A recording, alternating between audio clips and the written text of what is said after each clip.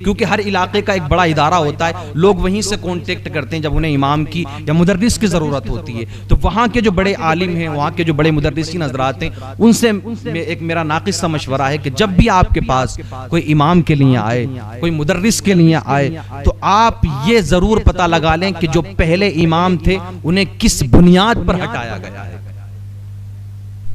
یا آپ ان امام سے کانٹیکٹ کریں یا اس مدرس سے کانٹیکٹ کریں کہ جس کو ہٹایا گیا. ایسا تو نہیں ہے کہ اس کی بے حرمتی کر کے ہٹایا گیا، اس کی توہین کر کے ہٹایا گیا ہے. ایسا تو نہیں ہے کہ اس گاؤں کا یہی مشغلہ ہے، وہ اسی کام میں رہتے ہیں کہ ہر 2 مہینے میں امام کی تبدیلی، ہر 2 مہینے میں امام کو بدلنا، ہر 2 مہینے میں امام کو بدلنا. نہ اس بات سے بچوں کا جو بچوں کی تعلیم ہے وہ بھی خراب ہوتی ہے، پھر سارا روٹیشن بگڑ جایا کرتا ہے.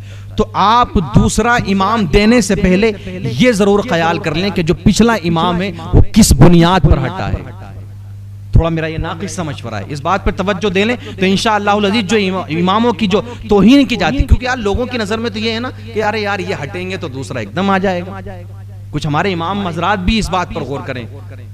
میں اس لائق نہیں، لیکن تھوڑا سا میرا ناقص سے یہ مشورہ ہے، آپ بھی توجہ کریں اس بات پر. آپ کہیں امامت کرنے سے پہلے، کہیں مدرس کے عہدے پہ جانے سے پہلے آپ یہ سوچ لیں کہ کہیں اس جگہ کا ماحول تو یہ نہیں ہے کہ وہاں توہین کی جاتی ہو، وہاں قدر نہ کی جاتی ہو، آپ کو عزت نہ دی جاتی ہو. ایسی جگہ نہ امامت کرنے جائیں، نہ آپ ایسی جگہ مدرس کے عہدے پہ جائیں. کوئی ضرورت نہیں ایسی جگہ جانے کی کہ جہاں امام کی قدر نہ ہو، جہاں مدرسین کی قدر نہ ہو.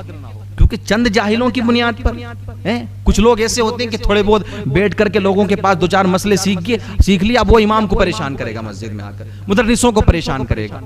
ایسا ضروری نہیں ہے کہ ہر کوئی داڑھی رکھنے والا یا سفید کرتا پاجامہ پہننے والا تمام بھائی چودھری صاحب بن گئے، اب ان کی سنو آ کر کے، اب ان یہ جو کہیں گے وہی ماننا پڑے گا ہمیں. ایسا کچھ ضروری نہیں ہے میرے بھائیوں. آپ دیکھیں اگر آپ نے مسجدوں کے جو متولی ہیں وہ اگر نمازی بنائے ہیں، شرط بھی یہی ہے، شریعت کا بھی یہی حکم ہے.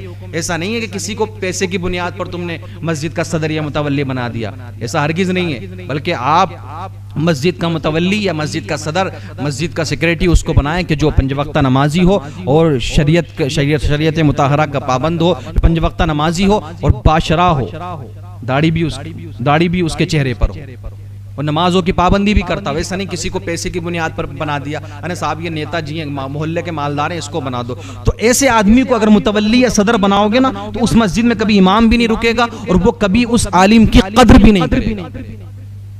تو فیصلہ ہمارے ہاتھ میں ہے، ہمیں خود یہ فیصلہ کرنا ہے کہ جب تک ہم اگر اپنی مسجدوں کے اماموں کی، اپنے مدرسوں کے مدرسین کی قدر نہیں کریں گے تو ہو سکتا ہے اسی بنیاد پر ہماری برکتیں بھی دور ہو جائیں ہم سے، ہماری نمازیں بھی خراب ہو جائیں گی. جب ہماری دلوں میں قدری نہیں ہے، محبت نہیں ہے، تو پھر وہ نماز کہاں سے قابل قبول ہوگی ہماری. ہم تو مسجد میں نماز پڑھنے بھی جا رہے ہیں تو صرف اس لیے کہ چلو یار امام کی کمی دیکھ لیں گے، کہ کوئی کمی تو نہیں کرتا وہ نظر آ رہا. سوچ یہ ہے ہماری، نماز پڑھنے تھوڑی جا رہے ہیں، یہ سوچ لے کر کے ہم جا رہے ہیں.